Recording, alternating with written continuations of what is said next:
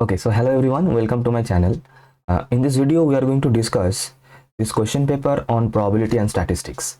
Okay, so as you can see, this is the question paper from the just last odd semester that has happened 3 months ago. उसी का question paper है और ये question paper है इसी third same. Okay, as you can see here, let me mark this. I hope you can see 2022 and 2023. Right. So this question paper is just from the last odd semester offline. Like after the COVID period, after online examination, this was the first exam on this probability and statistics, जो कि इसी third semester में था. और this the syllabus of this is exactly same as the syllabus of you are having in this particular semester, probability and statistics. तो and ये जो अभी आप लोग देख सकते हैं कि क्वेश्चन पेपर में क्या हो रहा है, and I have made a video on this as well, कि कोई भी पर्टिकुलर किसी भी एक मॉड्यूल से ज़्यादा क्वेश्चन आ रहा है, एक दो मॉड्यूल से क्वेश्चन बिल्कुल ही नहीं आ रहा है. और ये जो सिलसिला जो स्टार्ट हुआ है ना, ये क्वेश्चन पेपर उसी सिलसिला में आता है. मतलब उस टाइम से मतलब ये क्वेश्चन पेपर जो है, जब से वो सब स्टार्ट हुआ है आफ्टर दिस ऑनलाइन पीरियड, जब से ऑफलाइन एग्ज़ाम स्टार्ट हुआ है तभी का क्वेश्चन पेपर है. तो इसमें आप लोगों को ये भी दिखेगा कि कैसे like some modules are completely escaped and we are having questions from some particular types and all.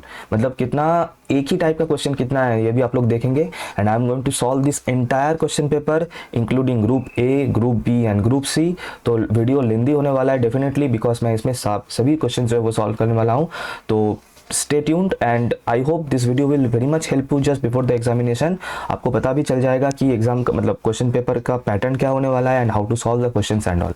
Right. अच्छा, अब इसमें एक चीज़, इसमें जो ग्रुप ए है, जो मतलब ये very short answer type question है, ये मैं इस वीडियो में नहीं डालूंगा. This is going to be in the next video, जिसमें मैंने एक वीडियो बनाया on the probability short questions, ठीक है. और एक वीडियो में और बनाऊंगा स्टैटिस्टिक्स शॉर्ट क्वेश्चन के ऊपर, और उस वीडियो में मैं इसमें जो भी जितना भी 1 मार्क क्वेश्चन है उसमें मैं उसे डिस्कस करने वाला हूँ. उस वीडियो में वो डिस्कस हो जाएगा स्टैटिस्टिक्स वाला वीडियो में. राइट. तो इसमें I am going to only solve the group B and group C questions. Right. तो first let us do group B questions and then will go to group C questions. Okay. अच्छा, और मैं एक और चीज़ अब बताऊंगा कि वीडियो को पॉज करके खुद से सॉल्व कीजिए and then you verify with me कि you are doing the correct thing और नॉट. इससे बहुत हेल्प हो जाएगा एग्जाम के पहले, प्रैक्टिस भी बहुत तगड़ा हो जाएगा. ठीक है. तो स्टार्ट करते हैं फर्स्ट क्वेश्चन से. तो फर्स्ट क्वेश्चन क्या है यहाँ पे? Question is find the first 3 raw moments and first 3 central moments for the data 2, 5, 8, 9 and so on. Okay. तो क्या निकालने बोला है? रॉ मोमेंट्स निकालना है, first 3 raw moments and first 3 central moments निकालना है. तो सॉल्यूशन आ जाते हैं. क्वेश्चन नंबर क्या है इसका? 2. ओके. सो आई होप आप लोगों ने मोमेंट्स तो ज़रूर पढ़ लिया होगा. तो यहाँ पे क्या चीज़ें गिवन है पहले मैं वो लिख लूँ. Exercise are given here. So exercise are given as 2, 5, 8, 9. ठीक है. एंड हो सके तो क्वेश्चन आप लोग पॉज करके नोट कर लीजिए, बिकॉज मुझे सॉल्यूशन में जाना होगा तो बार बार मैं क्वेश्चन नहीं दिखा पाऊंगा. सो इट इज सजेस्टेड कि आप क्वेश्चन खुद से लिखते चलिए, है ना. तो you will able to solve yourself as well. Okay. So exercise are given. I can write like x1 is 2 here, x2 is 5, x3 is 8, x3 is 9. Right. After that we have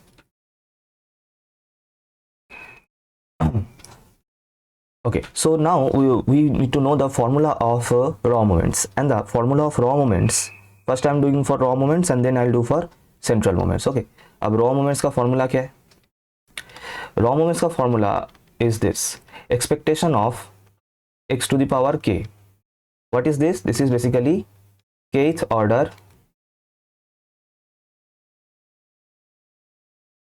raw moments.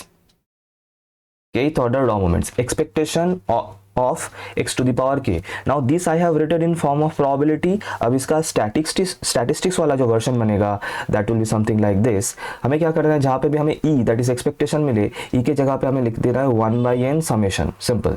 और capital x replace हो जाएगा small xi से, और to the power k जैसा है बिल्कुल वैसा ही रहेगा. सो दिस इज द स्टैटिस्टिक्स वाला version.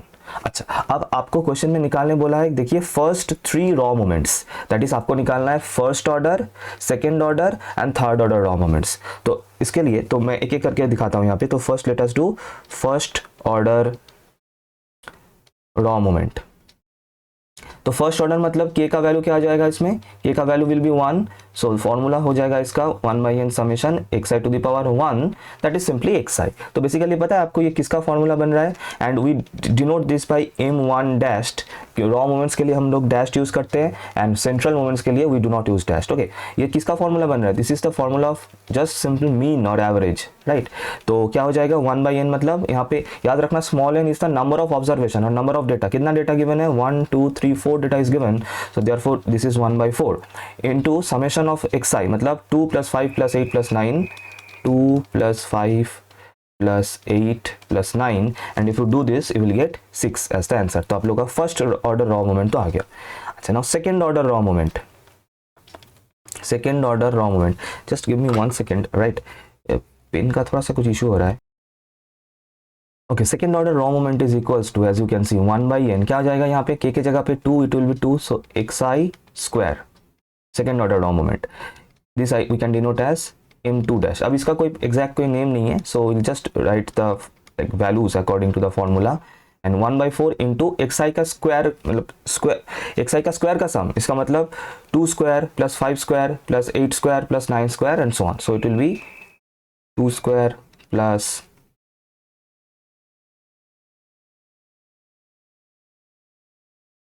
5 square plus 8 square plus 9 square, and if you do this you will get the value as, मेरा पहले से किया हुआ है, this will be 43.5, ठीक ना, खुद से एक बार चेक कीजिएगा और बताएगा, है ना, सेम आ रहा है कि नहीं आ रहा है। Then we have third order raw moment, we have third order raw moment भी सेम रहेगा, 1/n समेशन xi का क्या हो जाएगा क्यूब, ऑर्डर के अकॉर्डिंग पावर चेंज होता है ना, so this will be 1/4 2 cube plus 5 cube plus 8 cube plus 9 cube, and if you do this you will get 343.5, right। okay, तो ये हो गया आप लोग का first 3 raw moments according to the question. अब हमें निकालना है फर्स्ट 3 सेंट्रल मोमेंट्स, ओके।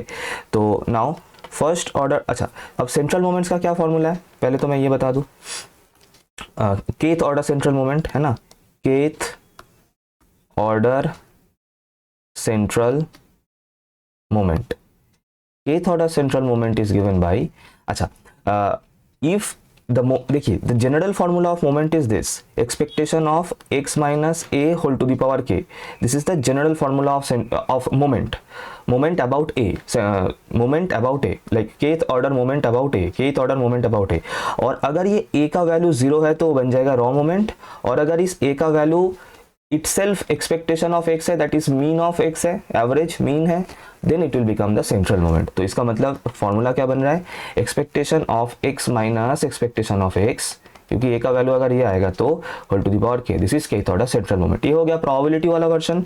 अब इसका स्टैटिस्टिक्स वाला वर्जन कैसे बनेगा, क्या बताया था, जहां भी आपको e मिले you have to replace it by 1/n summation, capital x जो है वो स्मॉल xi से रिप्लेस होगा, एक्सपेक्टेशन ऑफ x मतलब क्या बताया था मैंने, दिस इज मीन और एवरेज, और मीन और एवरेज हम लोग स्टैटिस्टिक्स में x बार से डिनोट करते हैं, तो whole to the power k, so this is the kth order central moment in terms of statistics, right. अब आपको निकालना है एक एक करके first order central moment, first order central moment. तो क्या होगा, you can understand, that is k का value will be 1, so 1/n summation xi minus x bar whole to the power 1, right। तो this will be 1/4, n is 4। अब इसको कैसे करना है, xi minus x bar का सम, इसका मतलब एक्सरसाइज आप लोगों का क्या क्या है यहाँ पे क्वेश्चन में 2 5 8 9। अच्छा, एक्स बार पहले निकाल लीजिए, है ना, एक्स बार पहले कैलकुलेट, एक्स बार वैसे मीन मेरा पहले से कैलकुलेट किया हुआ ही था, मैंने यहाँ पे बता ही दिया था कि ये जो m1 डैश है this is my mean only, so 6 is x bar, मैंने this is your x bar that you already calculated.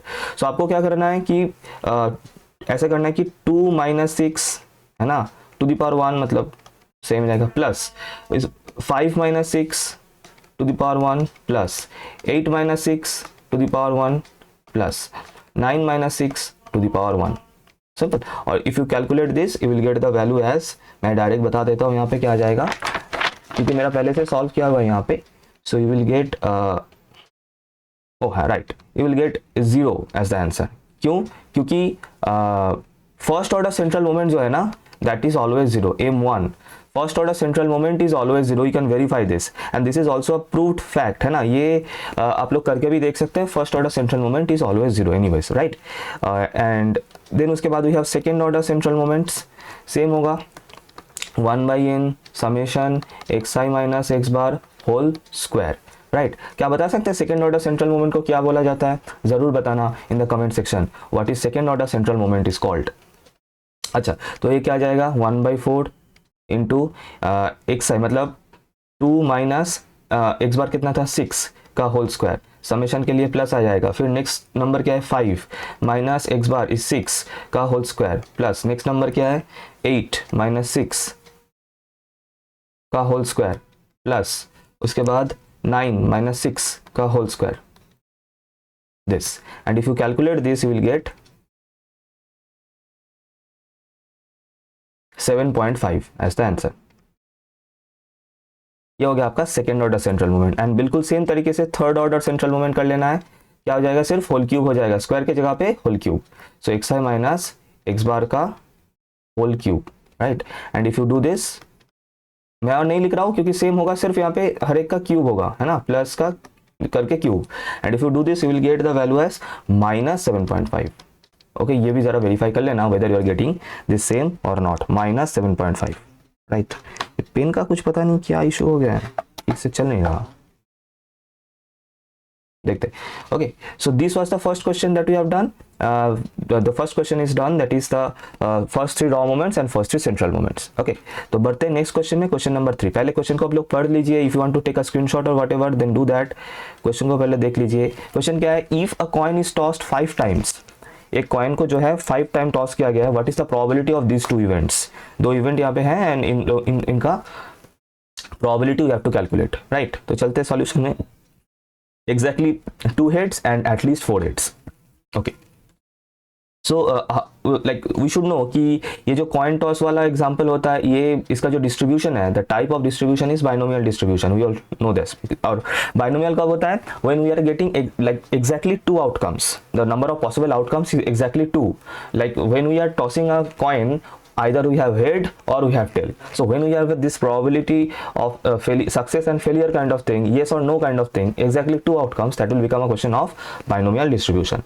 so question number 3 का solution देखते हैं। so यहाँ पे जो coin toss हो रहा है, like the experiment of coin toss, this is binomially distributed।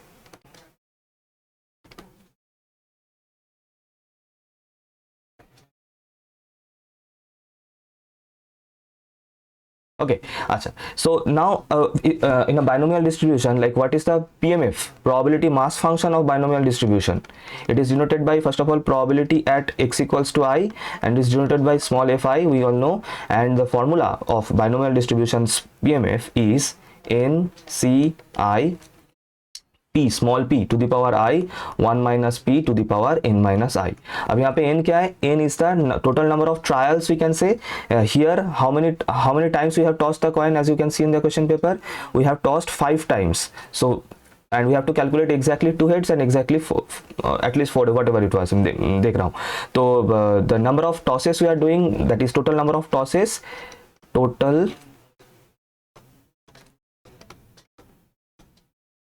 is equals to 5 given in the question paper, and right, so now what we can do, acha, and p we all know, probability of success, like probability of having heads here,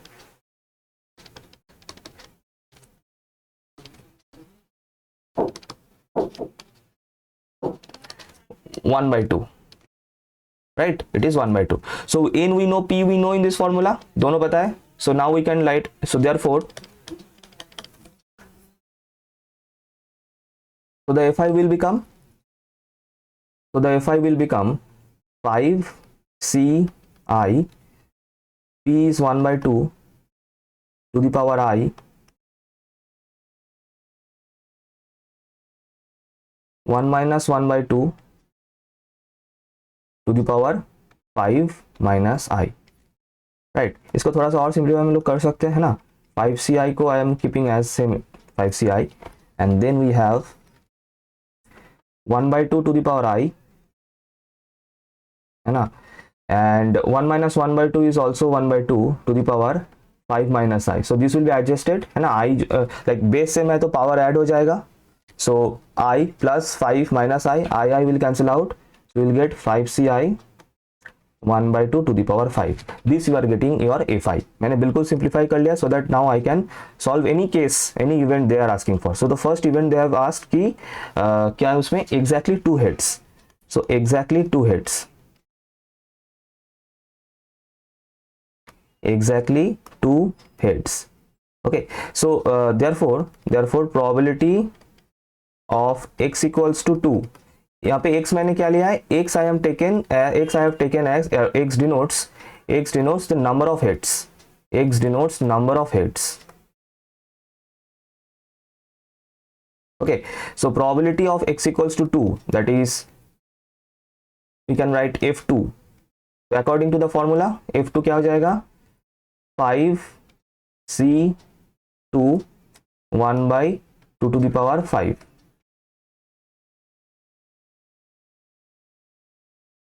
One by 2 to the power 5, right? So this will become, if you like calculate this, 5 factorial divided by 3 factorial into 2 factorial. This is a formula of NCR, 1 by 2 to the power 5. So you will get 5 into 4 into 3 factorial cancel out by 2 into 2 to the power 5. So this 2 will cancel out and one more 2 will cancel out. So it is 5 by 2 to the power 4, and 5 by 2 to the power 4 we can write 5 by 16 is your answer. एक बार verify कर लेना कि you are getting the same or not. Exactly 2 heads, right? So it is 5 by 16 that I am getting. पता नहीं सही है कि नहीं है, आंसर वेरीफाई नहीं किया मैंने, तो I hope it is correct, एक बार जरूर बताना. अच्छा, next we have at least question के at least 4 heads we had, right? At least 4 head मतलब कम से कम 4 हेड मिलना चाहिए. 5 बार मैंने टॉस किया है, उसमें से कम 4 हेड्स मुझे मिलना चाहिए. सो देयरफॉर प्रोबेबिलिटी, अब एटलीस्ट मतलब क्या होगा, या फिर इसका मतलब x जो कि डिनोट कर रहा है नंबर ऑफ हेड्स, उसका वैल्यू एटलीस्ट 4 मतलब 4 या फिर 4 से ज्यादा, कम से कम 4, इसका मतलब 4 या फिर 4 से ज्यादा. So will write probability of x greater than equals to 4. अब ग्रेटर देन इक्वल्स टू 4 मतलब x का वैल्यू क्या क्या हो सकता है, 4 हो सकता है, एंड ज्यादा से ज्यादा 5 हो सकता है, क्योंकि टॉस ही तो किया है मैंने 5 बार टॉस किया है और 6 जो हेड्स मिल जाएगा, ये तो हो नहीं सकता. मैक्सिमम 5 ही हेड्स मिल सकता है. तो these 2 cases will be considered in this particular case, that is x equals to 4, that is number of heads is 4, and x equals to 5, that is number of heads is 5, right? तो ये क्या आ जाएगा, this is 5c4 1 by 2 to the power 5 plus this is 5c5 1 by 2 to the power 5. So 1 by 2 to the power 5 को we can take common, and if we do so we will get 5c4 plus 5c5. अब 5c4 का value कितना है, 5 ही होता है, और 5c5 का value होता है 1. इसका मतलब यहाँ पे आ रहा है 5 plus 1, right? So this is you are getting as 6 by 2 to the power 5. So this is 6 by 32, and if you can like थोड़ा सा simplify, so ये 2 से cancel होगा, 3 by 16, so you can write 3 by 16 as your answer. Okay, तो ये हो गया question number 3 का सॉल्यूशन. चलते हैं क्वेश्चन नंबर 4 में. क्वेश्चन क्या है, a die is thrown, what is the probability mass function and also calculate the probability distribution function. अच्छा, वैसे ये क्वेश्चन आ चुका है मोमेंट से, एंड ये क्वेश्चन एक आया था, ये प्रोबेबिलिटी का क्वेश्चन है, बाइनोमियल का we can say, and now we are having a question from discrete. तो लाइक ठीक है, मतलब वेल डिस्ट्रीब्यूटेड क्वेश्चन है, ऐसा मतलब फिलहाल के लिए अभी तक जो है सही है, मतलब ऐसा नहीं है कि सिर्फ और सिर्फ एक ही कुछ यहाँ से आ रहा है, ऐसा कुछ नहीं. ठीक है, तो डाई इज थ्रोन. अब ये जो डाई थ्रो करने का जो एक्सपेरिमेंट है, this comes under again coin is tossed, die is thrown, this comes under binomial distribution we can से.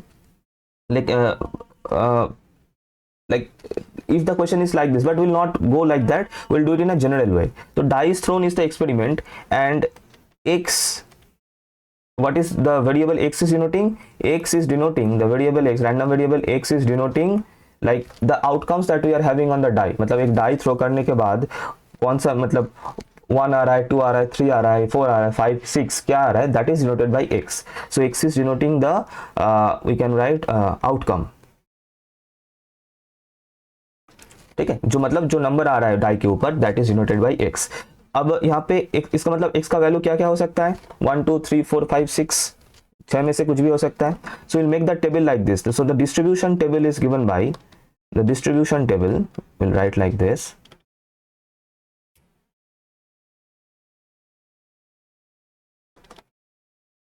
स्पेन का कुछ इशू हुआ है, एक बार मुझे देखना पड़ेगा इस वीडियो के बाद। So you can make a table like this.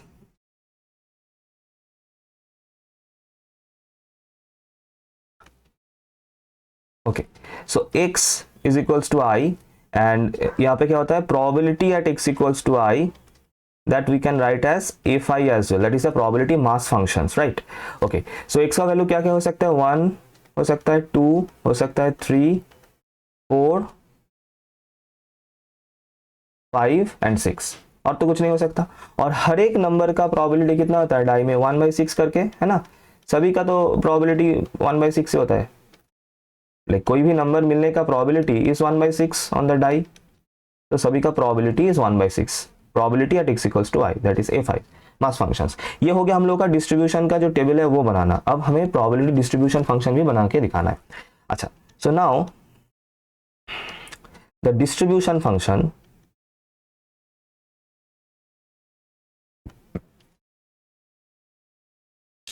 that is given by capital Fx, right?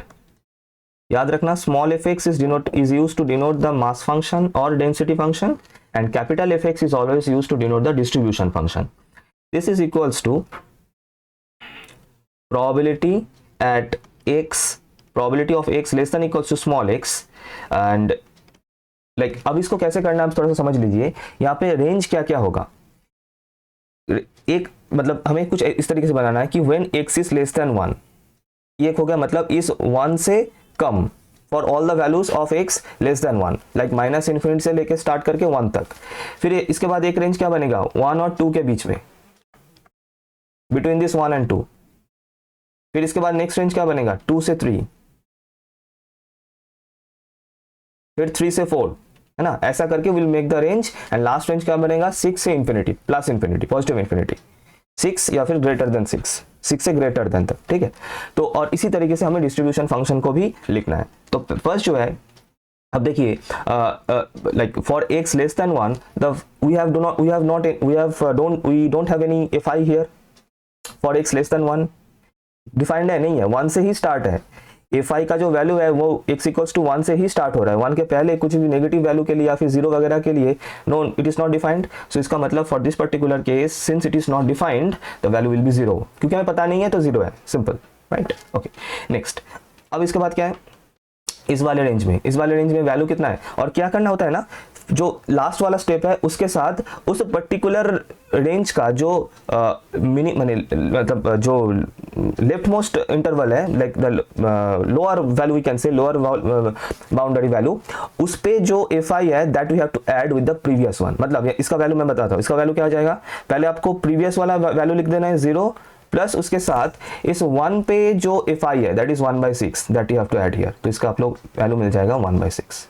फिर से एक और देखते हैं, पहले अब इसमें इस रेंज में कैसे कैलकुलेट करते हैं, पहले आप लोग फर्स्ट मतलब लास्ट स्टेप का वैल्यू लिख लीजिए, प्लस देन इस लोअर बाउंड्री पे fi जो है वो लिखिए 1/6, उसको ऐड कर दीजिए, सिंपल। तो ये आ जाएगा आप लोग का 2/6। मैं फिलहाल सिंप्लीफाई नहीं कर रहा हूं, ठीक है। अब नेक्स्ट वाला रेंज क्या है, 3 से लेके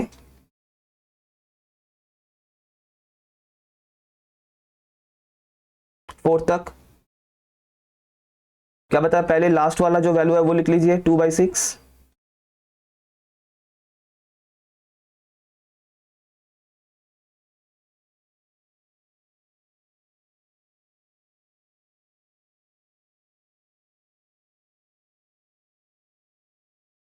प्लस फिर उसके बाद इस लोअर बाउंड्री पे जो वैल्यू है 1/6 उसको यहाँ पे ऐड कर देना है, बिल्कुल इसी तरीके से आ जाएगा 3/6, ठीक है। उसके बाद नेक्स्ट वाला वैल्यू क्या होगा, फिर सिमिलर तरीके से first you right the previous one है ना, ये लिख लीजिए पहले, लाइक और रेंज क्या होगा 4 से 5 तक, सो 3/6 प्लस, लाइक पहले आप लोग लास्ट स्टेप का वैल्यू लिख लीजिए, फिर 4 के लिए जो वैल्यू है, 4 पे क्या वैल्यू है, सभी पे 1/6 है, तो सिर्फ इसके साथ 1/6 जो है वो ऐड हो जाएगा, सो दिस विल बिकम 4/6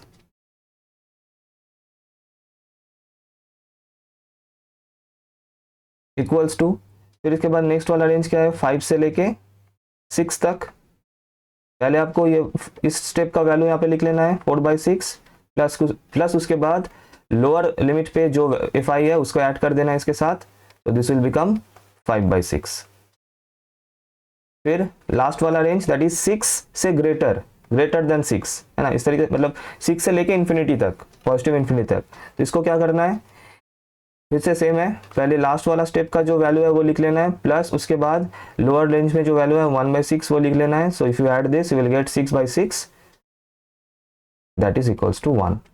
याद रखना हमेशा डिस्ट्रीब्यूशन फंक्शन का ये जो लास्ट वैल्यू आएगा आपका 1 आएगा, एंड जो फर्स्ट वैल्यू है हमेशा 0 आएगा always, right, so this is how we write the distribution function of any given problem, right, okay.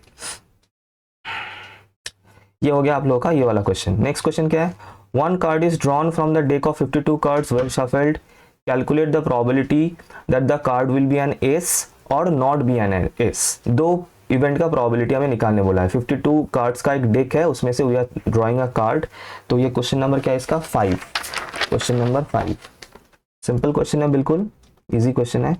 So question number 5 is saying, so how many cards we have here? We have total 52 cards. Total number of cards we have is 52, right? And first event, I am considering the event A. Event A क्या है, event A is the drawn card is, we are drawing one single card, ठीक है, एक ही card हम लोग draw कर रहे हैं, so drawn card is क्या है इसमें, drawn card is ace था, right, ace, तो therefore probability of A क्या होगा,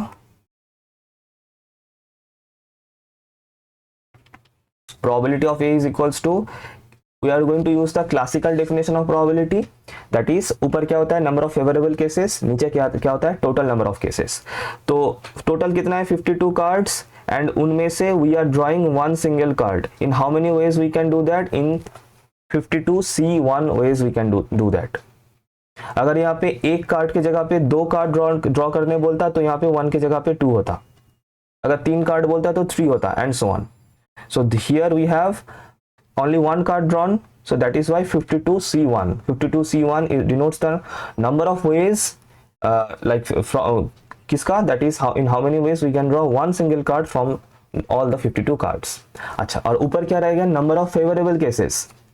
अब यहाँ पे हम मुझे एस चाहिए, और 52 कार्ड्स में एस कितना है, एस मतलब वो जो ए लिखा हुआ कार्ड होता है ना, मतलब फर्स्ट जो कार्ड होता है हर एक डेक का, मतलब हर एक कैटेगरी का, तो ए लिखा है जो, अब कितना है, 4 टाइप के लिए 4 एस है ना, तो how many ace are there, total 4, और उनमें से मुझे एक चाहिए, सो इसका हो जाएगा 4C1, तो 4C1 का वैल्यू 4 ही होता है, और 52C1 का वैल्यू 52 ही होगा, तो थोड़ा सा सिंप्लीफाई हो गया, मेरा आंसर हो जाएगा 1/13 सिंपल। अच्छा, नेक्स्ट इवेंट क्या है, next event is saying, event B I am saying, event B says कि the drawn card is not an ace, right, the drawn card be not an ace, right। अब इसका क्या होगा, इसका मतलब B जो है ना, A क्या था, A था एस होने का event, the card should be ace, B क्या है, the card is not an ace, so basically B क्या है यहाँ पे, B is nothing but A complement we can say, और हमें पता है, तो देयरफॉर प्रोबेबिलिटी ऑफ बी क्या होगा, probability of B will be probability of A complement, A complement का प्रोबेबिलिटी का फॉर्मूला क्या है, 1 माइनस प्रोबेबिलिटी ऑफ ए, तो जो कि ऑलरेडी मेरा कैलकुलेट किया हुआ है, तो 1 माइनस 1/13, इसका मतलब ये आ जाएगा 12/13 is the answer, simple. Right. ये हो गया आप लोग का क्वेश्चन नंबर 5। क्वेश्चन नंबर 6 देखते हैं। Question number 6, let x be the random variable with variance this sigma square, then the variance of ax plus b is equals to a square into variance of x, where a and b are real numbers। अच्छा, very good. तो करते हैं इसका solution. Question number 6, तो यहाँ पे क्या given है, x is a random variable, ठीक है, x is a random variable that is given, and क्या गिवन है, variance of x is given, variance of x is given by sigma square. बहुत बढ़िया, राइट। ओके, तो हमें निकालने क्या बोला है, we have to calculate variance of ax plus b, इसका वेरिएंस हमें निकालना है। बहुत बढ़िया। तो let us take this ax plus b like by some variable, इसको लाइक लिख लेते हैं। Let y is this, let y is equals to ax plus b, let y is equals to ax plus b। okay, so y equals to ax plus b, तो मैं इससे क्या लिख सकता हूँ कि x equals to, I can write y minus b by a, I can write this, है ना। अच्छा, अब यहाँ पे थोड़ा सा एक चीज देखना, if I apply expectation on both the sides, तो इससे क्या आ जाएगा, expectation of x लाइक बार भी कर सकते हैं आप लोग, क्योंकि मैं यहाँ पे प्रोबेबिलिटी का नोटेशन यूज कर रहा हूँ, तो whatever is x bar is equals to expectation of x, दोनों ही मीन डिनोट करता है, right. This will be this simple by a, right. अच्छा, तो ये हो गया। अब क्या मैं लिख सकता हूँ कि इन दोनों रिजल्ट्स को मिला के, है ना, इन दोनों रिजल्ट्स को मिला के can I write like this कि I am like subtracting the LHS and subtracting the RHS, so this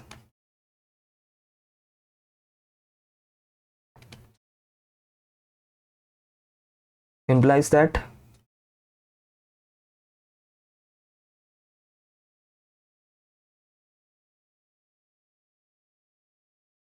a जाएगा एलसीएम यहाँ पे, b भी कैंसिल होगा, so y minus expectation of y we are getting only, right here, simple. Now what we can do, okay, so here let us square both the sides, दोनों side पे है ना square करते हैं। तो x minus expectation of x का square मैं क्यों कर रहा हूँ वो मैं बता रहा हूँ अभी।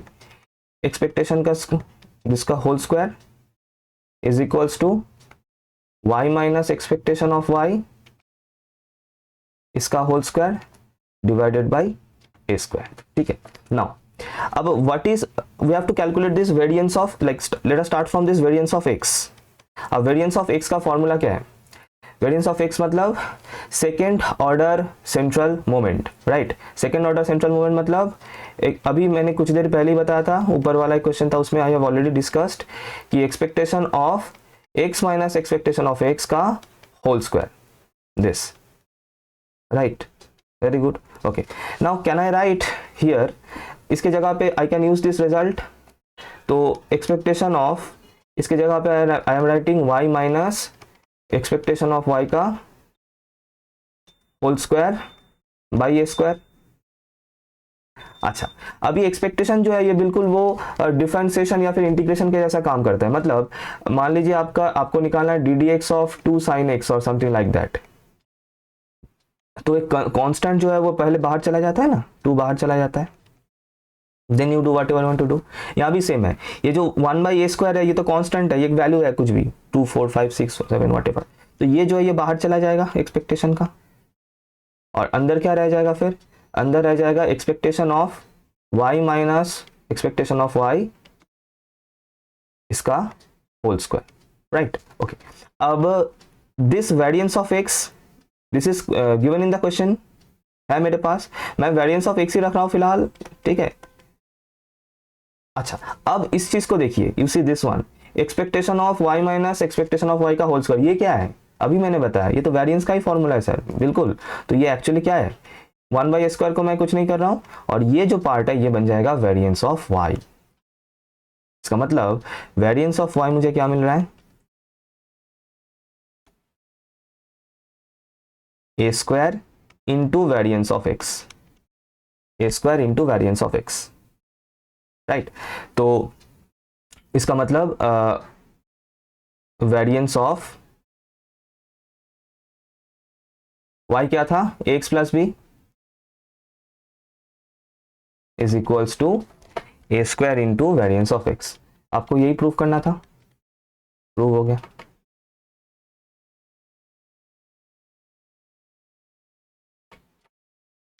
ठीक है, नेक्स्ट क्वेश्चन। अच्छा, ग्रुप बी यहां पे खत्म होता है, group B is done, group B is done, right. तो let us move to group C now. Okay, so group C, so let us start the solution of group C. What is the first question we have here? Question क्या है कि two coins, a 1 rupee coin and a 2 rupee coin, okay, are tossed. Find the sample space. कितने, देखिए क्या question है ये, 5 marks के लिए आया था। अब कॉइन जो है वो 1 रुपी हो या फिर 2 रुपी हो, कॉइन तो कॉइन ही है, टॉस करेंगे तो आपको हेड मिलना है या फिर टेल मिलना है ना। तो कुछ भी कॉइन हो, टॉस करने का जो आउटकम है वो तो सेम ही है, आइदर हेड और टेल। तो इफ 2 कॉइन्स आर टॉस्ड तो उसका सैंपल स्पेस क्या बनेगा, मैं यहीं पे दिखा देता हूँ। अगर 2 कॉइन टॉस कर रहे हैं तो उसमें सैंपल स्पेस क्या आएगा, फर्स्ट क्या आएगा कि पहला वाला जो 1 रुपी कॉइन है उसमें भी हेड और 2 रुपी कॉइन वाला उसमें हेड, या फिर 1 रुपी कॉइन में हेड 2 रुपी कॉइन में टेल, या फिर 1 रुपी कॉइन में टेल 2 रुपी कॉइन में हेड, या फिर दोनों में टेल। खत्म, टाटा बाय बाय, 5 मार्क्स मिल गया आप लोग। सिर्फ सैंपल स्पेस लिखने बोला है, सैंपल स्पेस लिखते हैं। ओके, अच्छा, question number b. Consider the experiment in which a coin is tossed repeatedly until a head comes up. तो आपको कॉइन को जो है टॉस करते जाना है, करते जाना है, करते जाना है अंटिल एंड अनलेस हेड आ रहा है। ठीक है, डिस्क्राइब द सैंपल स्पेस, तो सिर्फ सैंपल स्पेस लिखने के लिए बोला है। तो ये भी क्या बोले, इसका सैंपल स्पेस देखिए क्या होगा। मान लीजिए पहले हेड आ गया, बस हो गया यहाँ पे खत्म, और कुछ नहीं करना है। पहले हेड नहीं है, पहले टेल आया फिर हेड आया, या फिर पहले टेल आया पहले टेल आया फिर हेड आया, टेल टेल टेल हेड, या फिर tail tail tail tail head, बिल्कुल इस तरीके से कंटिन्यू करते जाना है, सैंपल स्पेस बन गया। डिस्क्राइब द सैंपल स्पेस, तो अगर डिस्क्राइब करना है तो आपको यही बोलना है कि if we are getting the head in the very first attempt, तो ये बन गया ये फर्स्ट वाला केस। if we are getting tail in the very first toss and then after that we are getting head, if we are getting tails in the first 2 tosses and then we are getting head in the third toss and so on, ये बन गया, बस हो गया खत्म। Question number सी, इन group C मतलब group C 7 question का जो सी जो है, ठीक है। क्वेश्चन क्या है, consider the experiment of rolling a die, let A be the event getting prime numbers. Okay, अच्छा, तो डाई में जो है नंबर्स मतलब सैंपल स्पेस क्या है इन अ डाई, मैं यहीं पे दिखाने का कोशिश कर रहा हूँ। ठीक है, साइड में थोड़ा सा इसको छोटा कर लेता हूँ। क्वेश्चन आई होगा आप लोगों ने देख ही लिया होगा, स्क्रीन को जो है मैं थोड़ा सा जूम आउट कर रहा हूँ। ओके, साइड में मैं यहाँ पे दिखा रहा हूँ आप लोग को। तो सैंपल स्पेस क्या बन जाएगा, एक डाई थ्रो करने का जो सैंपल स्पेस है, एंड दैट इज 1 2 3 4 5 6, राइट।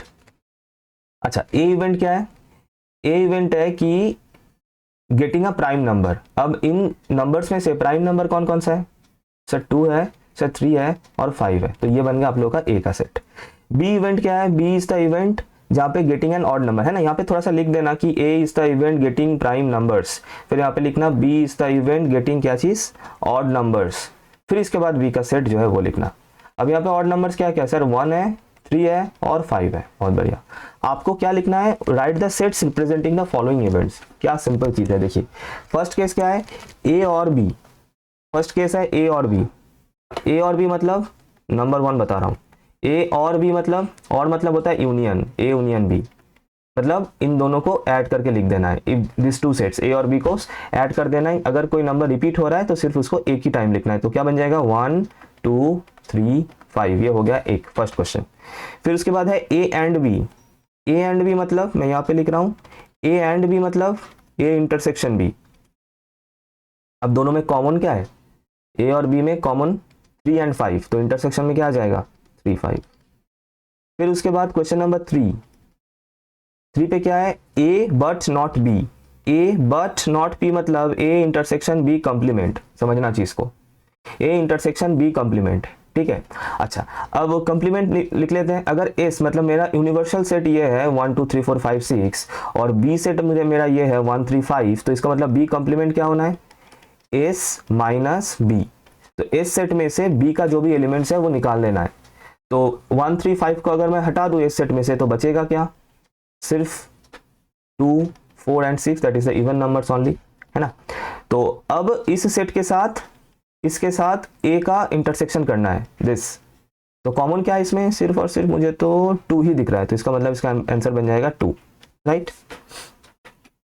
बहुत बढ़िया। अच्छा, नॉट ए का मतलब क्या है, क्वेश्चन नंबर 4, नॉट ए का मतलब है ए का कंप्लीमेंट। अब ये क्या है 2 3 5, ये हो गया आपका एस, तो ये कंप्लीमेंट हो जाएगा एस माइनस ए, इसका मतलब इस सेट में से ए का जो भी एलिमेंट्स है वो रिमूव करना है, तो बचेगा क्या, 2 3 5 अगर हटा दे तो 1 बच जाएगा, 4 बच जाएगा, 6 बच जाएगा। So this will be your answer, simple question. देखिए 15 मार्क्स तो मिल गया आप लोग को ऐसे। क्या बोले, अब ऐसा ही क्वेश्चन आ रहा है। क्वेश्चन नंबर 9 देखते हैं। देखिए फिलहाल के लिए अभी हम मैक्सिमम ही प्रोबेबिलिटी से ही क्वेश्चन है, स्टैटिस्टिक्स हाँ उसमें क्वेश्चन था, लेकिन ज़्यादा से ज़्यादा क्वेश्चंस प्रोबेबिलिटी से मुझे मिल रहा है फिलहाल के लिए, ठीक है। क्योंकि एक पूरा मतलब क्वेश्चन नंबर 7 जो है पूरा प्रोबेबिलिटी का ही क्वेश्चन है, और वो भी to be precise very first chapter basic probability का क्वेश्चन है। बेसिक सही बेसिक है, मतलब कुछ नहीं है इसमें। फिर इसके बाद we have a probability question, और इसमें ए बी सी तीनों ही प्रोबेबिलिटी का ही क्वेश्चन है, ठीक है। और तीनों ही बेसिक प्रोबेबिलिटी से ही वी कैन से आया है। अच्छा देखते हैं फर्स्ट क्वेश्चन क्या है। फर्स्ट क्वेश्चन क्या है, 500 टाइम्स 2 कॉइन को जो है वो टॉस किया गया है, ठीक है। 2 कॉइन्स आर टॉस्ड 500 टाइम्स, बहुत बढ़िया। अब कुछ जो रिजल्ट मिला है, the result is written here, that is 500 times toss में से 2 हेड्स मिला है 105 नंबर ऑफ टाइम्स, सिर्फ और सिर्फ एक हेड मिला है ऐसा 275 नंबर ऑफ टाइम्स, एंड एक भी हेड नहीं मिला है, that is 120 number of times. तो हमें इस इवेंट्स का प्रोबेबिलिटी निकालना है, सिंपल। तो मैं E1 कंसीडर कर लेता हूं, E1 जो इवेंट है दैट इज गेटिंग 2 हेड्स, ठीक है। तो इसका कुछ नहीं है, प्रोबेबिलिटी क्या बन जाएगा, number of favourable cases divided by classical definition of probability. नीचे क्या है, how many times we have toss 500 times, so n is 500 and m क्या है, नंबर ऑफ फेवरेबल केसेस क्या है 105। सिंपलीफाई कीजिए थोड़ा सा, आंसर मिल जाएगा। E2 क्या क्वेश्चन 1 हेड, बच्चों को मार्क्स दिलाने के लिए क्वेश्चन है, ले भाई ले प्रोबेबिलिटी ऑफ E2 क्या हो जाएगा 275 बाई 500, आप बताओ। सिंपलीफाई कीजिए आंसर मिल जाएगा। प्रोबेबिलिटी ऑफ E3 भी सेम है 120 बाई 500, मैथ नहीं कर रहा हूँ इसका, क्या करूँ इसका, कुछ क्वेश्चन है ये करने लायक, सिंपल क्वेश्चन है बिल्कुल। क्लासिकल डेफिनेशन ऑफ प्रोबेबिलिटी का क्वेश्चन है, number of favourable cases divided by total number of cases, और कुछ नहीं। पता ये भी वही है नेक्स्ट वाला क्वेश्चन, ठीक है। क्वेश्चन थोड़ा सा पढ़ लो क्योंकि इंपॉर्टेंट है, और शायद ये क्वेश्चन 2019 में भी आया था, ये वाला एंड ये वाला दोनों ही शायद है, रिपीटेशन वाला क्वेश्चन है। जिन्होंने भी 2019 का क्वेश्चन पेपर देखा उनको पता है, मैंने देखा था मैं भूल गया।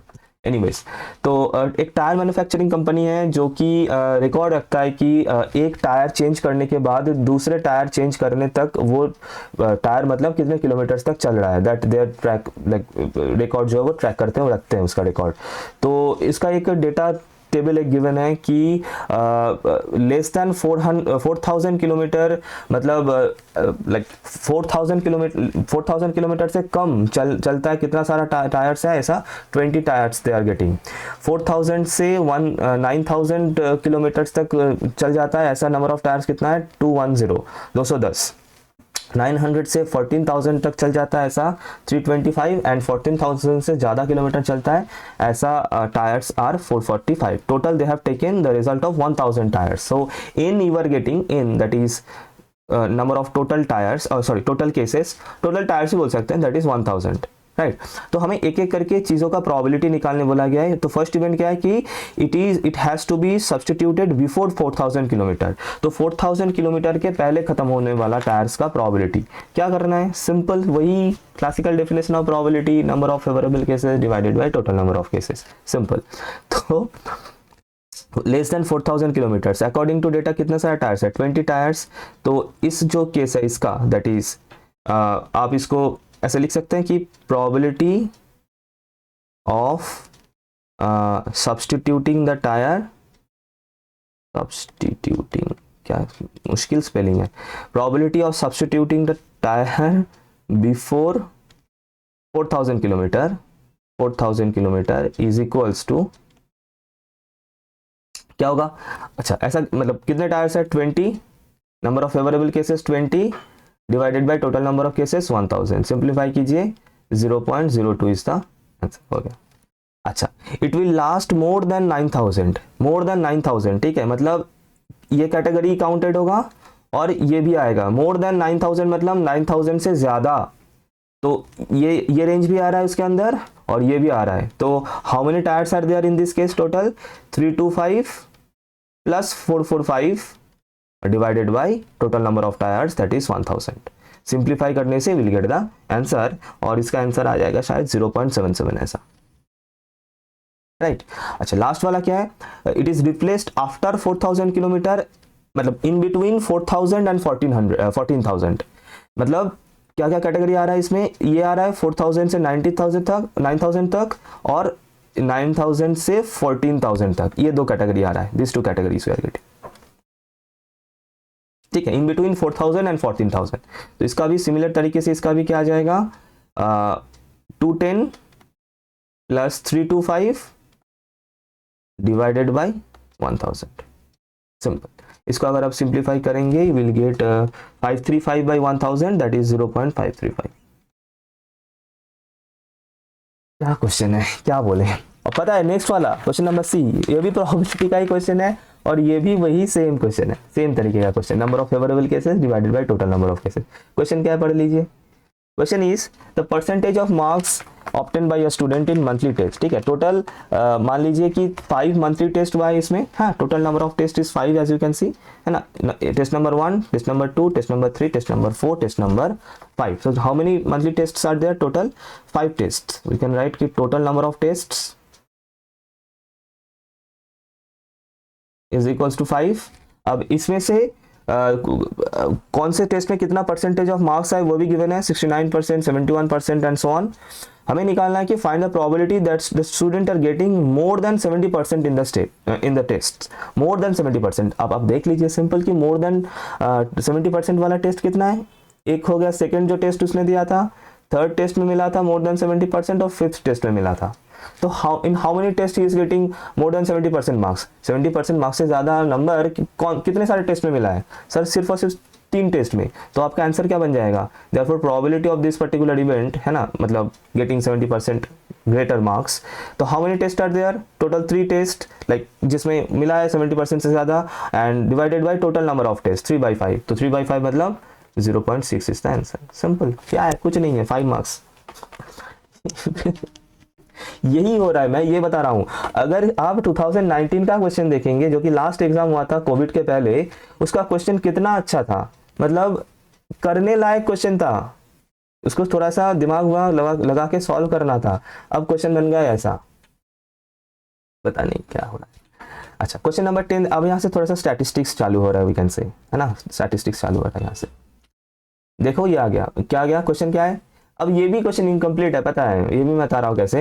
इन a big city 825 men out of 600 men were found to be smoker. देखो तुरंत पता चल गया होगा सर किसका क्वेश्चन है, कितना करा है ये क्वेश्चन, और मेरा तो सीरीज भी बनाया हुआ इसके ऊपर, सैंपल टेस्ट के ऊपर, लार्ज सैंपल टेस्ट के ऊपर, है ना। तो ये लार्ज सैंपल टेस्ट है और क्या है, एक सिटी है मान लीजिए। अच्छा पहले क्वेश्चन पढ़ लेते हैं, does this information support the conclusion that a majority of men of this city are smoker। Okay तो आपको कंक्लूड करना है कि ये डेटा देख के कि उस सिटी का मेजोरिटी ऑफ मेन जो है वो स्मोकर है, that we have to conclude there, right. देखते हैं सोल्यूशन क्या होगा। अब मैं इसको थोड़ा सा नीचे लेके चलता हूँ, ठीक है, यहाँ पे नहीं होगा। ओके तो कुछ आपके पास डेटा क्या कि मान लीजिए क्या सिनेरियो क्या है, यहाँ पे सिनेरियो इज एक सिटी है, वन सिटी वी हैव, मान लीजिए इस सिटी में, जस्ट एन एग्जांपल, इस सिटी में मान लीजिए total 10,000 people are living, 10,000 men we have in this city, n is denoting the total 10,000 men। और हमने क्या किया, हमने इस सिटी में से एक सैंपल उठाया है, a sample of size देखो यहाँ पे क्वेश्चन में क्या गिवन है, देखिए इट इज गिवन की सैंपल ऑफ 825 मेन और उनमें 600 आर स्मोकर्स। तो जो हम लोगों ने सैंपल लिया उसमें 825 मेन आर देयर और उसमें से नंबर ऑफ स्मोकर्स इज कितना था, 600। तो मैंने क्या बताया, देखिए क्वेश्चन को आप रीड कीजिए, एक ही सिटी के बारे में डेटा गिवन है, ऐसा तो नहीं है कि 2 cities आर गिवन। तो इसका मतलब सिंगल पॉपुलेशन, तो इसका मतलब ये जो बनेगा टेस्ट जो बनेगा वो सिंगल ऑफ समथिंग का बनेगा, ठीक है। सैंपल साइज क्या है, 30 से बहुत ज्यादा ग्रेटर है, तो लार्ज सैंपल तो बन गया, बहुत बढ़िया, लार्ज सैंपल ये भी पता चल गया ऑफ सिंगल ऑफ समथिंग। अब ये मैंने क्या बताया था, अगर जो सैंपल जो सिनेरियो है क्वेश्चन में, जो सैंपल हमने लिया है उस सैंपल में अगर सैंपल 2 कैटेगरी में डिवाइडेड है, जैसे कि यहाँ पे क्या है, स्मोकर्स नॉन स्मोकर्स, है ना, boys girls, literate illiterate, so this kind of thing that becomes a question of proportion, right? so large sample test of single proportion this will become। तो z टेस्ट लगाना है इसमें, ये तो पहले तुरंत पता चल गया कि z टेस्ट लगाना। ओके अच्छा, अब क्या था, स्टेप वाइज हम इसको सॉल्व करेंगे। स्टेप नंबर 1, तो right all the data given, right, क्या क्या चीजें गिवन है, n is given 825, x I am taking the number of smokers that is 600, तो p cap small p cap will calculate, ये क्या है sir, this is the sample proportion, right, sample proportion क्या होगा, x by n 600 by 825, तो I am just writing it as it is and I will recommend कि पहले से आप लोग डेसिमल मत कीजिएगा, क्योंकि फिर कैलकुलेशन में एरर आता जाएगा, कैलकुलेशन थोड़ा सा डिविएट हो सकता है। So try to keep fractions as much as possible, fraction में रखना मतलब प्रेफरेबल है, राइट, चीज़ों को। अच्छा अब इसमें बात है कि does this support the information, does this information, दो बार दिस लिख this, does this information support the conclusion that majority of men of the city are smokers। तो ये जो डेटा हम लोगों ने लिया है, क्या हम बता सकते हैं about this city of like men, all for all the men in this city, the population proportion capital P, this is the proportion, population proportion capital P, this is denoting the number of or the proportion of smokers in the entire city। अब they are asking कि the majority of the men are smokers और not. तो आप समझिए कि majority, इसका जो question बन रहा है इसका आंसर क्या होगा कि यस मेजोरिटी, मैं वो बाद में आ रहा हूँ। तो मुझे कैसा पता चलेगा कि majority of the men are smokers और नॉट, अगर प्रोपोर्शन जो है स्मोकर्स और नॉन स्मोकर्स का अगर इक्वल है, मतलब जितना स्मोकर्स है उतना ही नॉन स्मोकर्स है, अगर इक्वल है तो ये पॉपुलेशन पैरामीटर मतलब पॉपुलेशन प्रोपोर्शन जो है वो हाफ बनेगा। ये कब है, इफ जितना ही नंबर ऑफ स्मोकर्स है सिर्फ same number of non smokers are there, 5000 for this example. हमें देखना है कि जो मतलब इसका मतलब वहां पे जो क्वेश्चन है कि majority of the smokers is majority of the men in the city are smokers और नॉट। तो इसका जो आंसर है, इसका आंसर दो हो सकता है कि यस मेजॉरिटी इज स्मोकर्स, और ये कब होगा, जब ये P जो है ना, this P is the capital P, population proportion of smokers, population proportion of smokers जब ये ग्रेटर देन हाफ होगा। और वी कैन से कि no the majority of the men in the city are like not smokers और non smokers whatever, तो in that case P will be equals to half. मतलब जब equal हो, smokers and non smokers equal हो in the city में, तब P होना है हाफ, ठीक है। तो इसका मतलब स्टेप 2 में जो आएगा दैट इज हाइपोथेसिस राइटिंग, एक तो होगा नल हाइपोथेसिस और एक होगा alternative hypothesis.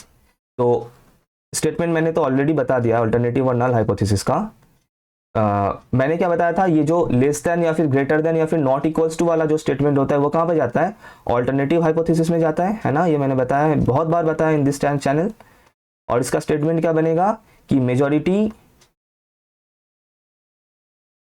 of the men are smokers, ये हो गया। और इसका बनेगा same majority of the men are not smokers हो जाएगा, सिर्फ नॉट स्मोकर्स। और क्या बताया था, इसका जो इक्वल्स टू वाला वर्जन बनेगा वो चला जाएगा नल हाइपोथेसिस में, that is capital P is equals to half, simple. और ये क्या होगा, मैंने क्या बताया था, if you are getting less than और greater than sign in the alternative hypothesis then it will be a case of one tail test, right, one tailed test, done. Okay, now the thing is, अच्छा अब जो मैं बता रहा था, incomplete क्यों बता रहा था कि क्वेश्चन में लेवल ऑफ सिग्निफिकेंस ही नहीं बताया इसमें, देखो ना इधर इसमें बताया नॉर इसमें बताया। तो अब मैं, क्योंकि नहीं है गिवन, जो कि होना चाहिए था, जरूर होगा, और अगर नहीं है बाय डिफॉल्ट मैं 5% लेवल ऑफ सिग्निफिकेंस लेके चल रहा हूं, I am taking the level of significance as 5%, ठीक है। तो स्टेप 3, जेड क्रिटिकल मैं लिखूंगा, आई राइट द क्रिटिकल वैल्यू, और मेरा ये एकदम फर्स्ट जो वीडियो है सीरीज का, सैंपल टेस्ट जो सीरीज है स्टैटिस्टिक्स में, उसका जो एकदम फर्स्ट वीडियो है उसमें मेरा बताया हुआ है कि 4 वैल्यू मुझे याद रखना है from Z test, 4 value I have to remember, like मैं दिखा देता हूं एक बार, हाँ ये रहा। तो ये जो है हम लोग का वन टेल टेस्ट है, और 5% लेवल ऑफ सिग्निफिकेंस, 5% और level of significance one tail test, ठीक है, वन टेल टेस्ट है और 5% लेवल ऑफ सिग्निफिकेंस है। वन टेल टेस्ट के लिए क्या हो जाएगा, 1.64 इसका critical value.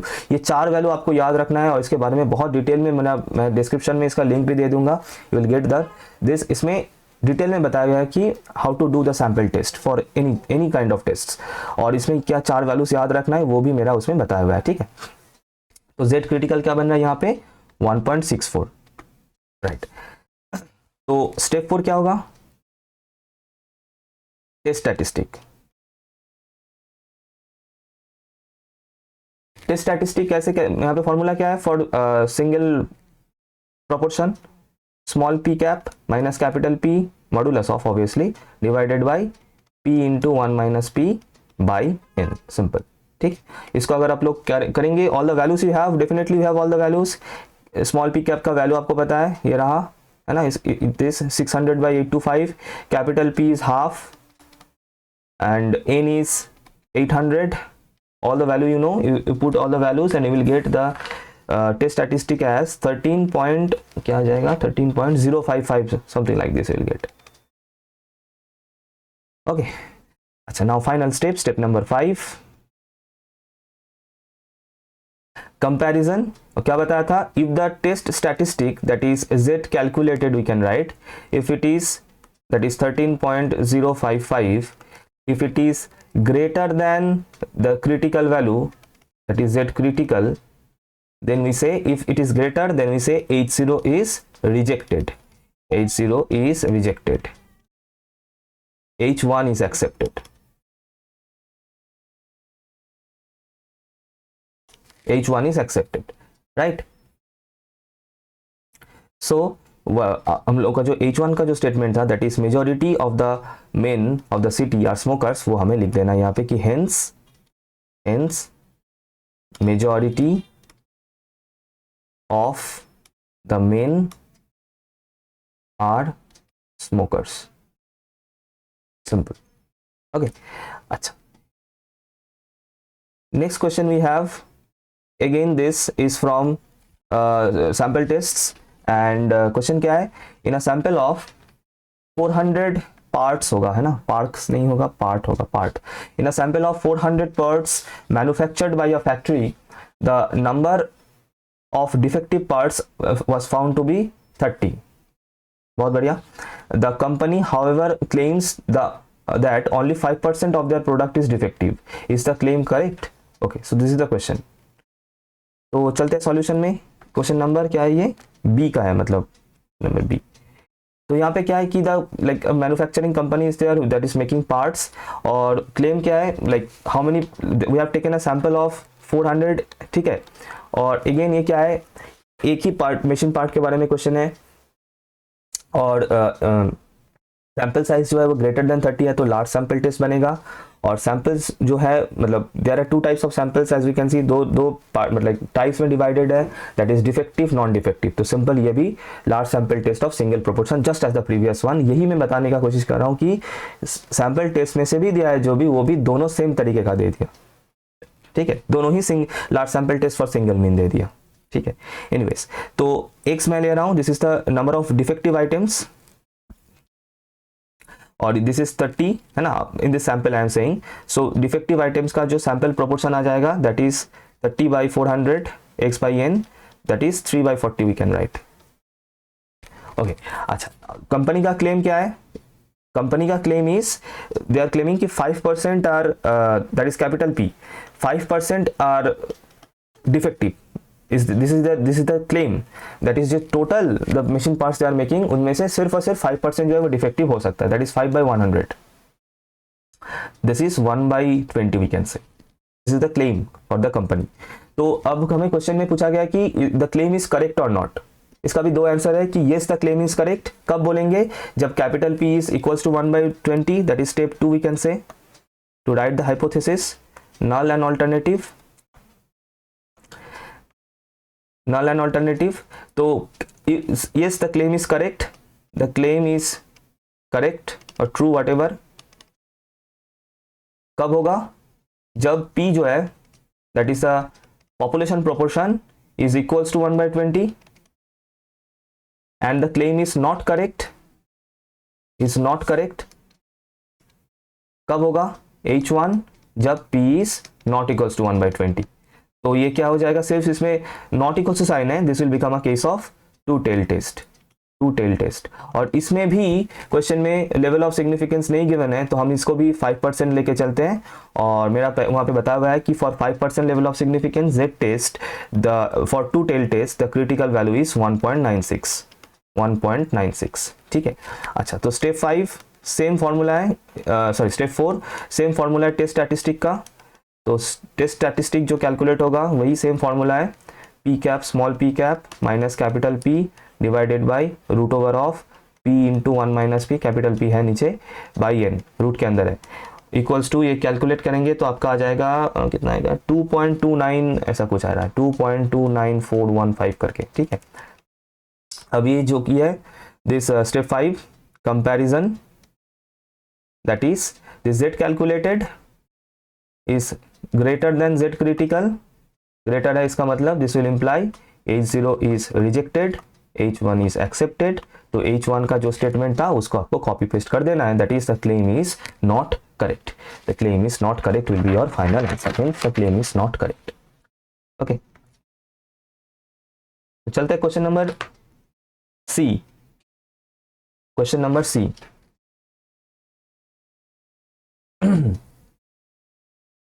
What is question number C? C. Okay, this one.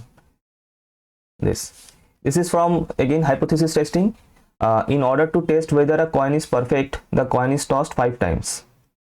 5 time coin को टॉस किया है देखने के लिए कि कॉइन जो है परफेक्ट है कि नहीं है. अच्छा, ये भी 2019 का क्वेश्चन है, वैसे 2019 में आ चुका है ये वाला question. The null hypothesis of the perfectness is rejected if more than 4 heads are obtained. अगर 4 से ज़्यादा हेड आया तो नल हाइपोथेसिस जो है वो रिजेक्ट हो जाएगा.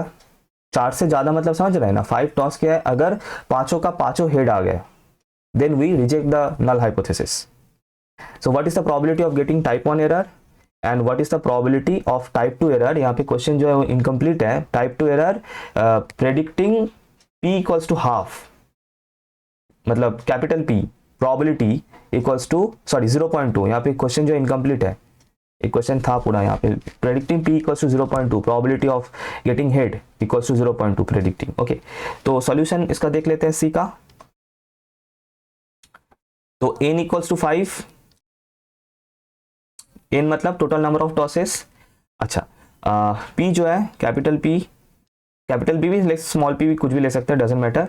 दिस इज द, लेकिन इसमें कैपिटल P लेना पड़ेगा क्योंकि we are talking about the population proportion.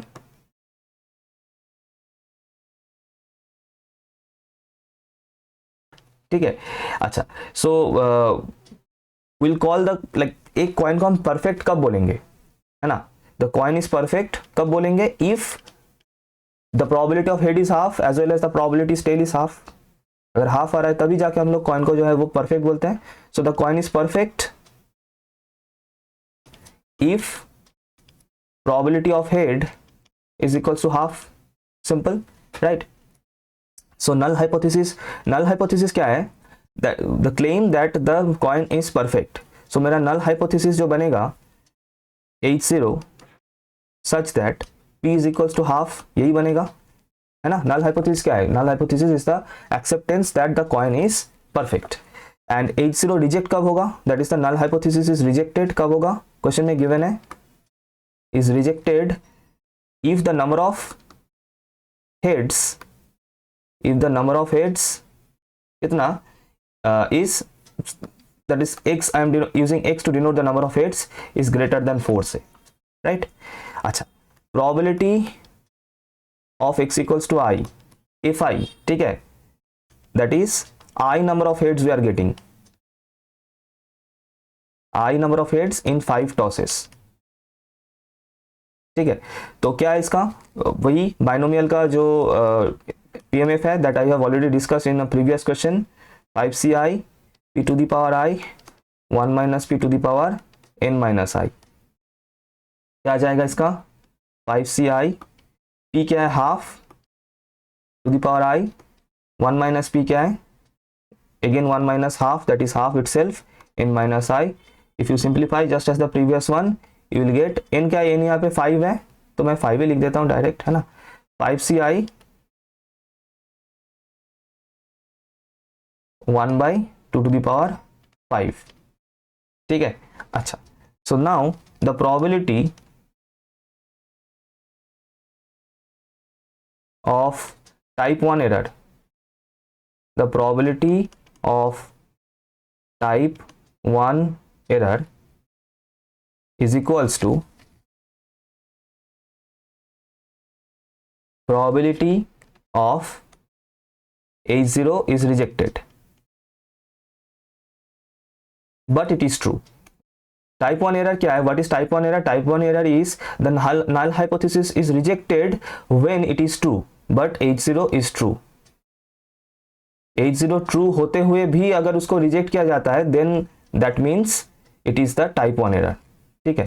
तो इसका क्या हो जाएगा आंसर, अब H0 रिजेक्ट कब हो रहा है, जब 5 में से 5 ही हेड आ रहा है, that is I is equals to 5, 5c5 1 by 2 to the power 5, if you calculate this you will get 1 by 32, this you will get the probability of type 1 error, जब पांचों में से पांचों ही हेड आ रहा है जो मैंने कुछ देर पहले बताया था। And probability of type 2 error,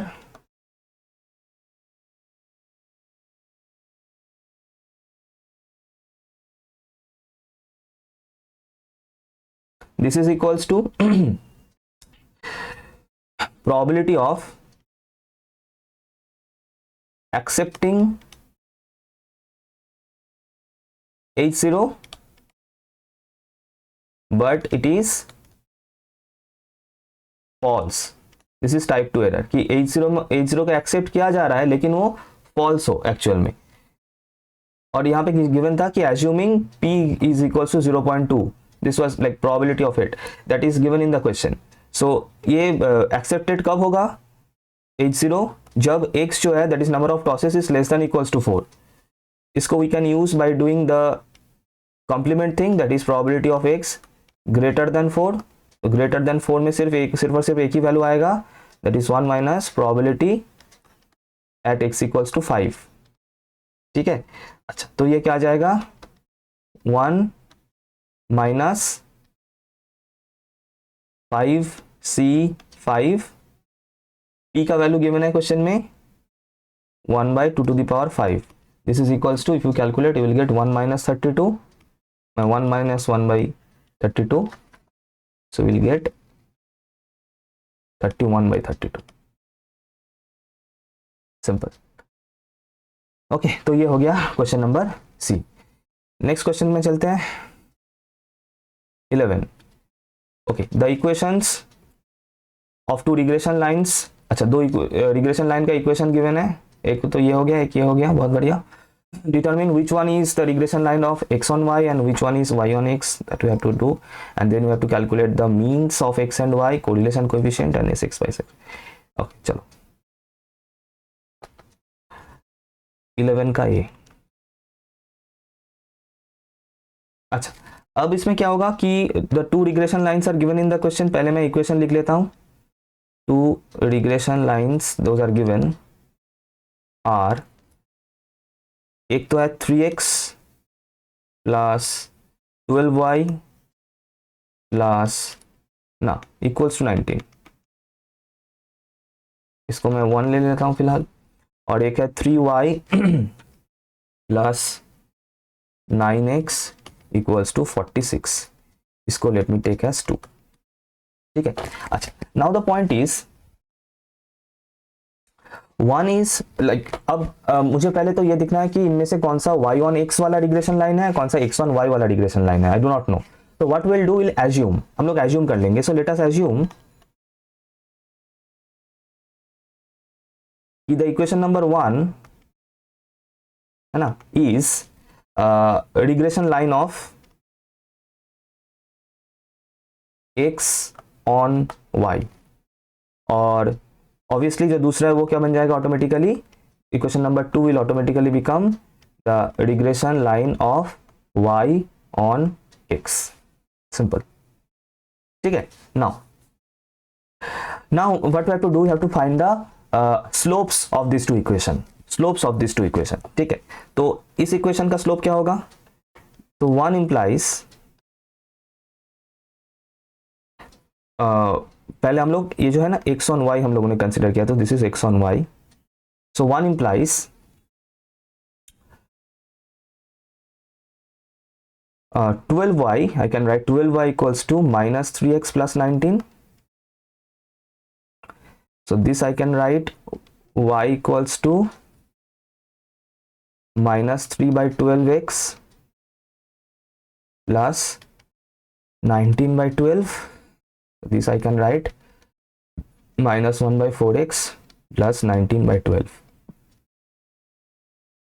सो हमें पता है x ऑन y का जो रिग्रेशन लाइन है, इसका जो स्लोप है, लाइक इसका जो रिग्रेशन कोएफिशिएंट है, regression coefficient of x on y that is denoted by bxy is equals to क्या होता है, इस इक्वेशन का जो स्लोप है उसका reciprocal 1 by m we can say, that will get, यहाँ पे स्लोप कितना है फिर x का जो कोएफिशिएंट दैट इज 1/4, तो इसका क्या बन जाएगा -4, ये आपको मिलेगा bxy।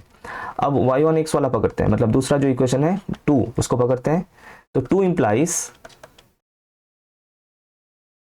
2 से अगर सिमिलर तरीके से if you calculate the slope you will get from the equation number 2, you will get y equals to minus 3x plus 46/3 ऐसा आएगा। तो इसका स्लोप क्या आ रहा है -3। ठीक है, तो इसका जो रिग्रेशन कोएफिशिएंट है, regression coefficient of y on x that is byx is equals to, this is equals to m, slope का जो है स्लोप के बराबर है, equals to slope that is -3।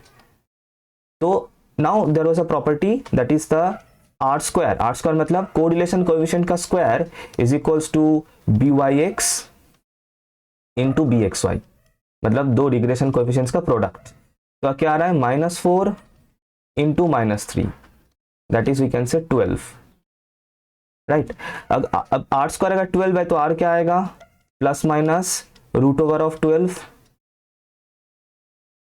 That is plus minus 2√3। अब एक प्रॉपर्टी और है, दैट इज अगर मतलब तीनों का साइन सेम होना चाहिए, तीन मतलब like the science of bxy byx and r, इन तीनों का साइन सेम होना चाहिए। अगर तीन पॉजिटिव है तो तीनों ही पॉजिटिव होगा, तीनों नेगेटिव है तो तीनों ही नेगेटिव होगा। तो इसका मतलब r का वैल्यू इसमें से क्या मिल रहा है, -2/√3। अब ये जो है this is not a valid value of r, why, because the value of r should lie between -1 to +1, और ये जो वैल्यू है ये -1 से ज्यादा हो रहा है, बाहर जा रहा है, रेंज के बाहर जा रहा है। सो दिस इज नॉट, तो प्रॉब्लम कहां पे हुआ था, so our assumption, so therefore our assumption was wrong, हम लोगों ने उल्टा पकड़ लिया था, our assumption was wrong।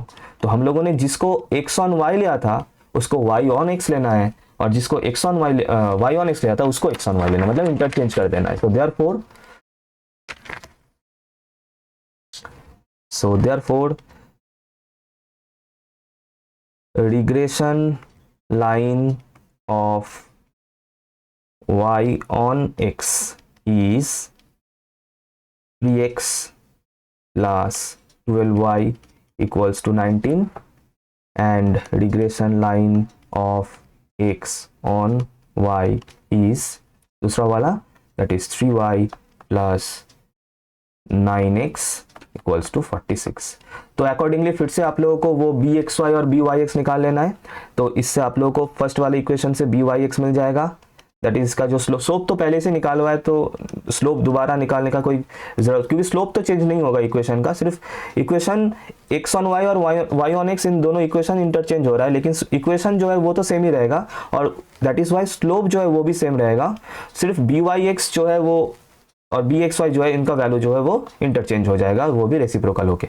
ये तो यहाँ से r क्या मिल जाएगा, r विल बी, मतलब r स्क्वायर आ जाएगा 1/12, तो यहाँ से r आपको मिल जाना है -1/2√3। अब ठीक है, तो देखिए आप लोगों को क्या क्या मिल चुका है, आप लोगों को r मिल चुका है, और फर्स्ट वाला क्वेश्चन की y ऑन x और x ऑन y कौन सा होगा वो भी मिल चुका है, कोरिलेशन कोएफिशिएंट आपको मिल चुका है, this is your correlation coefficient.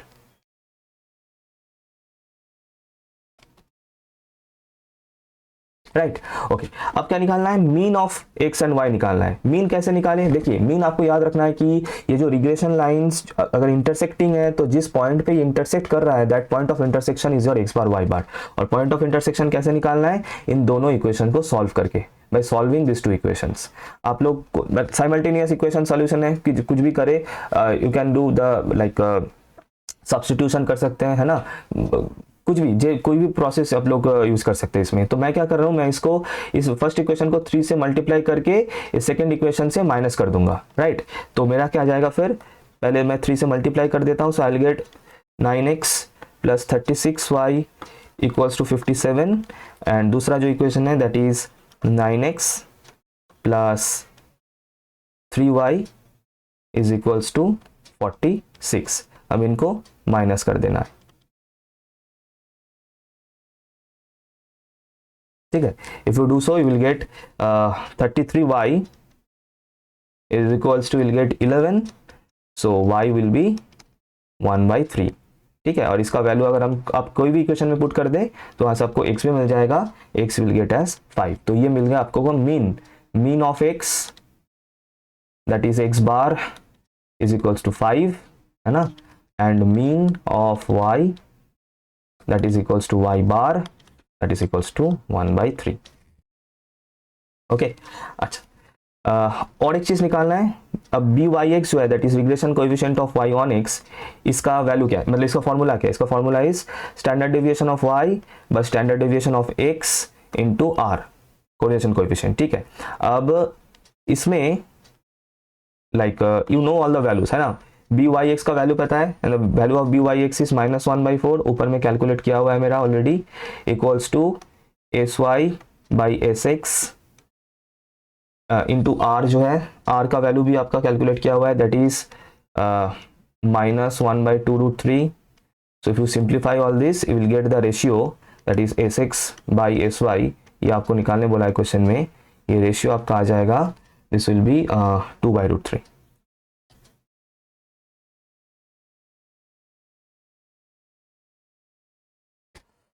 तो सभी जो भी निकालना था इस क्वेश्चन में we have calculated it, right. अच्छा, फिर इसके बाद एक ये क्वेश्चन है, ये भी बहुत इंपॉर्टेंट है, ठीक है, tan थीटा का ये क्वेश्चन जो है, मैं इसका जो है सॉल्यूशन दिखा देता हूँ। 2 रिग्रेशन लाइंस है और इनके बीच में जो एक्यूट एंगल थीटा है, उस tan थीटा का जो फॉर्मूला होगा वो हमें बनाना है। तो देखते हैं इसका सॉल्यूशन, मैं साइड में इधर पे दिखा रहा हूँ इसका, ठीक है। Okay, so let us take the first equation, that is regression line of y on x. Let us take first, and the equation is y minus y bar is equals to byx into x minus x bar, ठीक है। अब इसका slope जो है इस equation का slope, I'm taking this as m1 is equals to byx. अब byx का जो formula that we all know that is sigma y like by sx standard deviation of x into r, correlation coefficient. और दूसरा है जो regression line of x on y जो है that is, अब इसका जो इक्वेशन मैं पहले लिख लेता हूँ, that is x minus x bar is equals to b x Y into y minus y bar. ठीक है, तो यहाँ से आपको y माइनस वाई बार क्या मिल जाएगा, 1 by B x Y into X minus x bar, that is equals to, तो यहाँ से इसका स्लोप क्या मिल रहा है of this equation, slope is equals to m2 we can say equals to 1 by B x Y is equals to 1 by B x Y क्या है, S X by S Y into R. तो इसको अगर आप लोग reciprocal करेंगे you will gate r s Y by S x. Okay, नहीं s r s x, sorry उल्टा हो गया, आर जो है नीचे आएगा है ना, हाँ अब ठीक है, आर एस एक्स। तो नाउ वी नो, अब ये हम लोगों ने किया था बचपन में क्लास 11 शायद, जहाँ पे स्ट्रेट लाइन था, coordinate geometry, that is if the theta, if the acute angle is theta between two intersecting straight line, then tan theta का जो फॉर्मूला बनता है, do you remember the formula, modulus of m2 minus m1 divided by 1 plus m1 m2, you should remember this formula, है ना। तो अब यहाँ पे m2 का वैल्यू पता है आपको, आप लोगों को, ये मैंने सब कुछ यहाँ पे कैलकुलेट कर दिया है, so s Y by r s x minus m1 का value you know that I have calculated, ये रहा s Y by S x into r, this is under the modulus sign divided by 1 plus S Y by r s x into s y r by S x, right. तो if you simplify this, r r यहाँ से cancel हो रहा है नीचे, and if you simplify this you will get something like this, you will get S Y common जाएगा और इसमें रहेगा 1 माइनस आर स्क्वायर मॉडुलस के अंदर, नीचे आएगा आर एस एक्स, और इसका अगर रेसिप्रोकल कर दे साइड में इंटू करके, नीचे जो डिवाइडेड है उसको अगर इंटू कर दे रेसिप्रोकल करके, will get S X square. Pen जो डिस्टर्ब कर रहा है ना शुरू से एकदम, S X square divided by, पता नहीं इसका क्या हुआ issue, S X square plus S Y square, तो इसमें से सिंप्लीफाई हो रहा है ना, थोड़ा सा सिंप्लीफाई होगा and you will get modulus of 1 minus R square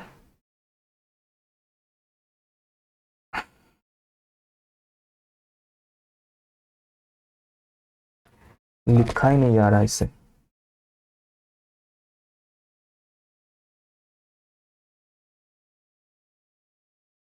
इधर पे आ जाएगा S X S Y divided by S X square plus S Y square. अच्छा, अब यहाँ पे सिर्फ आपको ये तय करना है कि अगर हम मॉडुलस को हटाएंगे तो साइन क्या आएगा, प्लस या minus, that you have to decide. Now we have this thing कि r का जो वैल्यू है, the value of r lies between this interval -1 to +1, ठीक है, and we are going to consider only this part for this particular proof, हम सिर्फ इस part को ले रहे हैं। तो यहाँ से मुझे मिल रहा है r is less than equals to 1, so r square is less than equals to 1, that implies 1 minus R square is greater than equals to 0। इसका मतलब 1 माइनस आर स्क्वायर का साइन वो हमेशा पॉजिटिव होगा, इसका मतलब मॉडुलस को अगर हम हटाएंगे तो आपको प्लस साइन ही मिलना है, तो 1 minus R square divided by R into S X S Y divided by S X square plus S Y square, हो गया प्रूफ खत्म, प्रूफ्ड। तो ये हो गया entire solution of the question paper, ठीक है। तो yes it is done everyone, and इसके बाद एक और मैं वीडियो बनाऊंगा जिसमें इस क्वेश्चन पेपर का जो ग्रुप ए है that is all the very short answer type question. वो स्टैटिस्टिक्स वाला जो मैं एमसीक्यू का क्वेश्चन 1 मार्क क्वेश्चन का जो वीडियो बनूंगा उसमें मैं ज़रूर डाल दूंगा, ठीक है। तो इस वीडियो के लिए इतना ही। तो अगर लाइक बहुत लेंदी वीडियो है लेकिन मैंने पूरा क्वेश्चन पेपर आपको सॉल्व करके दिखाया इसमें, तो पसंद आया तो ज़रा लाइक कर देना और शेयर और सब्सक्राइब भी ज़रूर कर देना, ठीक है। तो मिलते हैं नेक्स्ट वीडियो में। Thank you everyone.